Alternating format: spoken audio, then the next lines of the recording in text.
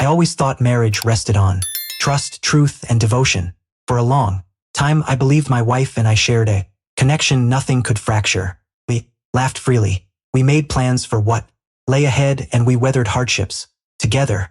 But gradually, hairline cracks began to form.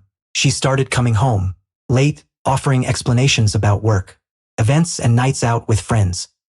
First, I accepted it without question, because that's what a husband is meant to do. I told myself she was busy, maybe overwhelmed, and I refused to become the suspicious man second-guessing every detail. Still, deep down, something felt off, an unease I couldn't silence. The warning signs soon grew too obvious to ignore. She treated her phone like a state secret, laughing softly at messages, yet locking the screen the instant I entered the room. Her perfume clung to her clothes long after she should have returned, and she often headed straight for the shower the moment she walked in, as if trying to erase the night. Even then, I kept telling myself that doubting her was its own kind of betrayal. That belief shattered the night I finally listened to my instincts. She said she was meeting a friend for drinks, but instead of trusting her, I waited in my car near the bar. My chest dropped when I saw her, wrapped in another man's arms, kissing him, with a fire I believed belonged only to me. In that instant, I broke every memory we shared, every laugh, every dream, suddenly felt like a cruel illusion. I drove home in silence, my thoughts torn between fury and devastation. I knew I had two options: confront her immediately or let her return home, unaware that I already knew the truth. That's when the idea of revenge surfaced. Not violent, not loud, but cold and deliberate. I wanted her to crawl into our bed believing she'd hidden everything, only to discover that her lies were already exposed. I spent the night preparing. I printed the photos I'd taken, her kissing him, embracing him, holding hands like teenagers in love.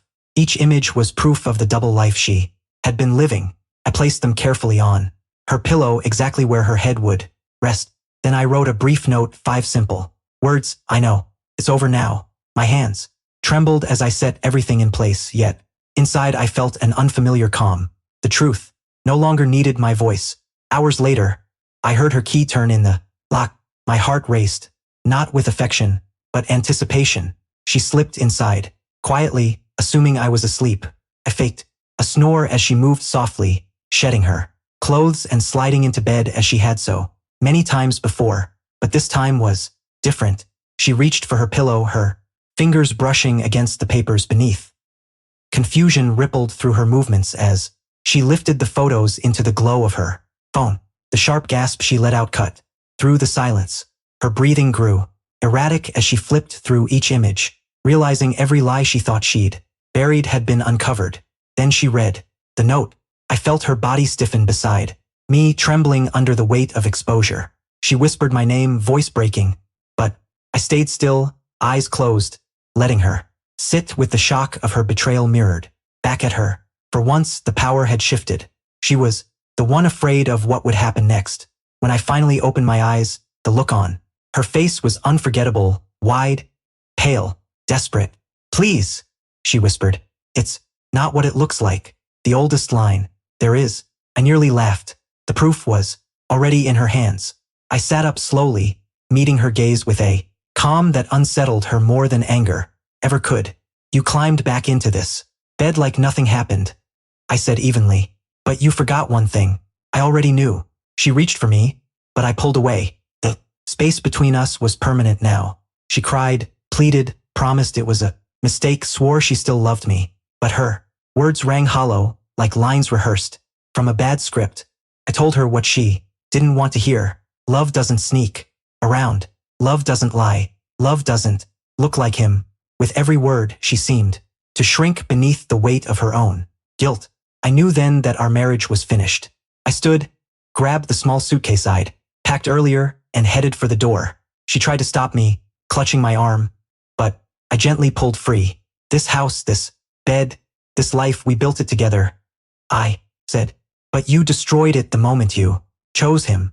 Her sobs echoed behind me as I walked away. I didn't turn back. For once, I wasn't the one left in pieces.